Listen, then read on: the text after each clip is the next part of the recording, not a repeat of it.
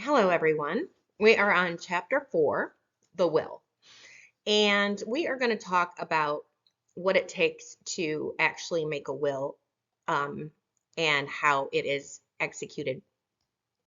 So, when you make a will, you need what you call testamentary capacity, and that requires two things.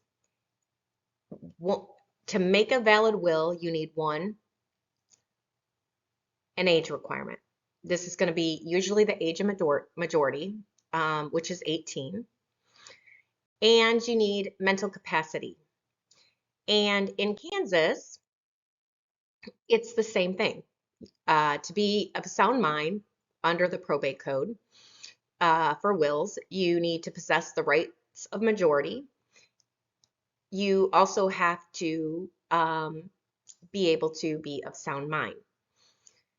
In Kansas, the rights of majority is 18, but if you are married and you're 16, you can enter contracts that involve property rights and you can liabilities, you can be sued and you can sue. So the ability of a person to make a will, once we have those two things, we have to ask ourselves, well, okay, age requirement, that's pretty easy. We just look and see what it is. But when it comes to the mental capacity requirement, how do we know? There's four things that most states look at. You have to know the nature of your bounty, the object of your bounty, know that he or she is making a will, and overall mental competence. So I'm going to talk about those one by one. So let's talk about current or one's bounty. What one's bounty means is basically they have to know the person who the testator, remember that's our term, testator, has to know what they own and what they're giving away. So you can't really give away property if you don't really understand and what you own and what you're giving away. And so we're talking about mentally here, not because, oh, I just forgot I had this property over here, but you have to be able to understand the nature and the extent of the property. You have to know the object of one's bounty. What that means is the testator should know who the close family members are and who those are listed in the will. That doesn't mean you have to know everyone who is part of your family. You just need to know the people who am I leaving this stuff to. Obviously, you have to know that the will, you're actually disposing property. You're going to be then letting go of your property at your death. Mental competence basically is you need to be free from any delusions. But the law says you can have lucid intervals. So as long as you have a area or it appears that you're mentally competent at the time you executed the will, it's okay. Just because you have senile dementia doesn't mean that you necessarily lack testamentary capacity. The courts are going to look at the situation and go back to those first three things and see, did you really kind of know what you were doing? One of the ways people challenge a will is that the testator, um, did the will or made changes to the will based on undue influence. Once the proponent has presented a prima facie case, basically, of the proper execution of a will, meaning once the person who says, yes, this is a valid will, shows that the will was properly executed, which we'll talk about in just a moment, the burden shifts to the person contesting it to prove by clear, satisfactory, and convincing evidence undue influence. So, how do we prove that? Well, if the person who the testator was basically under the direction of or guidance of has a confidential or fiduciary relationship with the testator and they have a benefit from the will, there's going to be this presumption that there was some sort of undue influence. Why? because that's what undue influence is, that someone uses their trust, their competence to get you, heavily, heavily persuade you, take advantage of you for your will.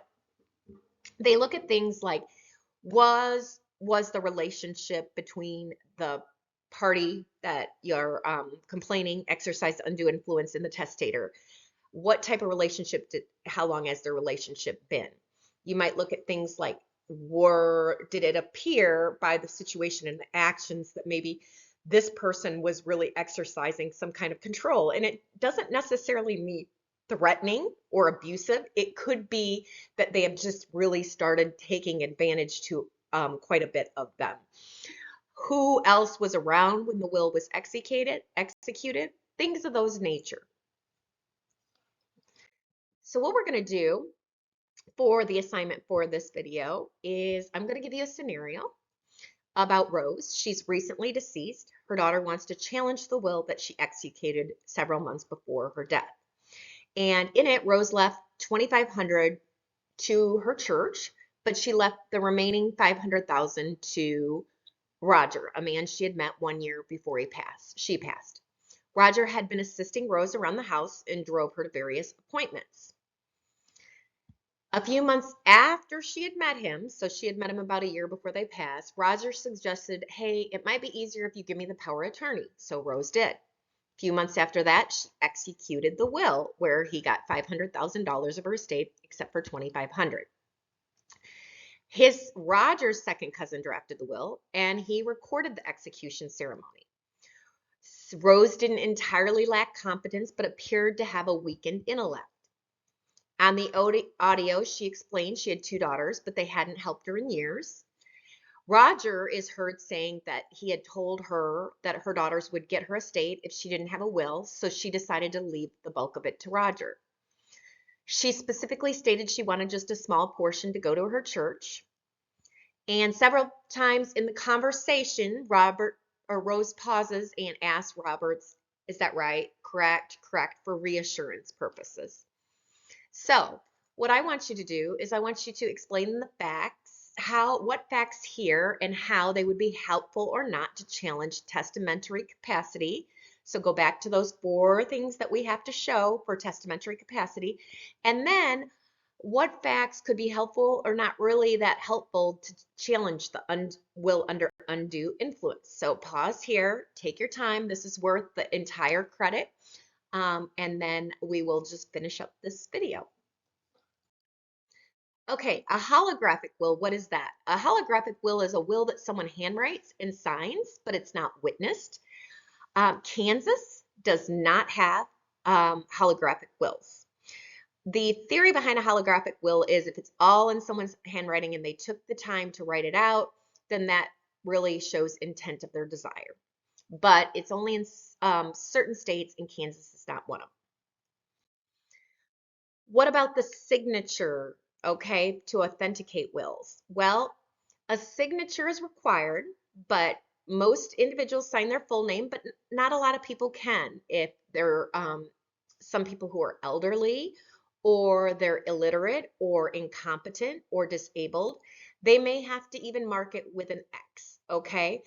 But the problem is that may at times raise questions to the validity and enforceability. So it may be like, why? My mom always could sign her signature. She was always fine. And then it seemed like her memory wasn't great. And now there's this will and she's signing it with an X. Did she really sign it? Things of that nature. So those are things that you want to keep in mind. Nuncupative will, okay? Nuncupative. It's really a hard word to say, but you know, we can get it. It's an oral or verbal will, and basically it's a deathbed will, okay? So there are some jurisdictions where they still are legal and they would require a number of witnesses, and the witnesses have to it must be as soon as possible. The witnesses need to go ahead and document it. It does not supersede a prior written will. So if you had a prior written will, a nuncupative will would not be good. Kansas, again, is a little different, so they are okay with these wills. So they said that basically, as long as we have two competent subscribing witnesses who are not beneficiaries, you can go ahead and subscribe a oral will as well as a written will. The other thing you have to keep in mind is in Kansas, if a witness, because it says you must have two other competent who are not beneficiaries. But in Kansas, also, if your witnesses are beneficiaries, what you look at is, are they receiving more of their share than they would if it was intestate? And if they are, their share is going to be reduced down to that amount. So you cannot receive more. If you decide you're going to witness a will and you're going to do that and still be a beneficiary under the will, you're not going to be able to receive any more of your fair share that you would under the laws of intestacy. So witnesses to a will do two things. One is they attest, and they're just witnessing. And almost all states require two, and they be signed in the testator's presence. And then they subscribe. Subscribe means just basically sign below or following this testator's signature. Witnesses must be competent just as if the testator needs to be competent. I have this again for the two subscribing witnesses under Kansas, but you only get your share if you're a beneficiary. So I have that under the oral and the written wills. So let's talk about a self-proving will. Basically, a self-proving will fulfills certain requirements that say, hey, we don't have to have the witnesses come validate the will during probate. There are only a few states where you can't. DC, Maryland, Ohio, and Vermont, you cannot do a self-proving will. A lot of states, it's accomplished by attaching the self-proving affidavits, okay? So what that means is, let's say you had two witnesses to your will. Well, those witnesses could be moved, something could have happened to them, and you have to have those witnesses come before probate to say, hey, I was the one who witnessed this. Unless you have these self-proving affidavits, your will would still go through probate, but you wouldn't have to have the witnesses actually, you wouldn't have to have their testimony in probate court.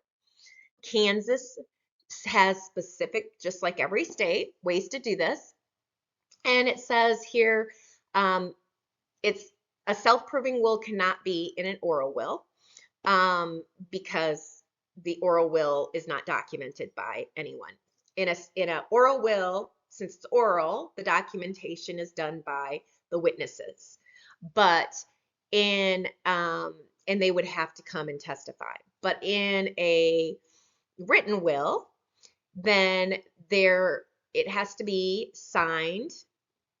If you want to do this self-proving affidavit, writing, signed by the end of the party making the will, or by some other person in the present, or at the direction of someone saying, hey, sign this for me, okay?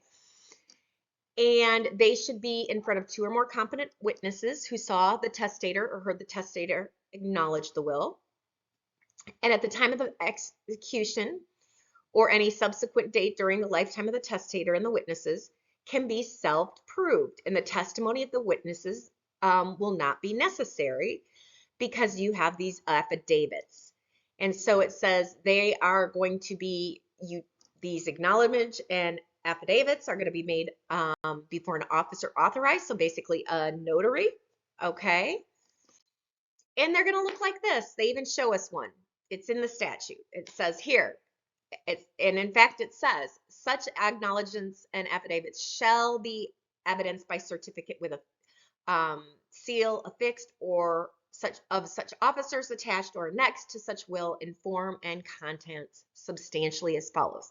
Best thing is just use exactly what they say, because that's going to be as about substantial as you can get when it comes to the form. And if it's in conformance, the affidavit, with this section of the code, then no other signatures of witnesses or any other attestation clause is required, because as you see, it just says testator, signature, signature, and then you, as long as it's all done in front of the notary, it'll be sufficient. So then it's basically allowing into probate their signatures without having them have to come and testify. And that's called a self-proved will. So if you guys have any questions for me, please reach out. I am trying to go over Kansas law. If any of you are interested in me touching on another state, please let me know and I can look into that for you, or I can at least direct you. I don't want to go through and just lecture you on every single point in the textbook because it's already there. You already have to do your book assignments. What I want to try to do is come up with some things that challenge your mind a little bit about thoughts. So that's why in this video lecture, I'm having you do the assignment regarding the scenario of Miss Rose. So please reach out if you have any questions, and we're doing it. We got wills. All right.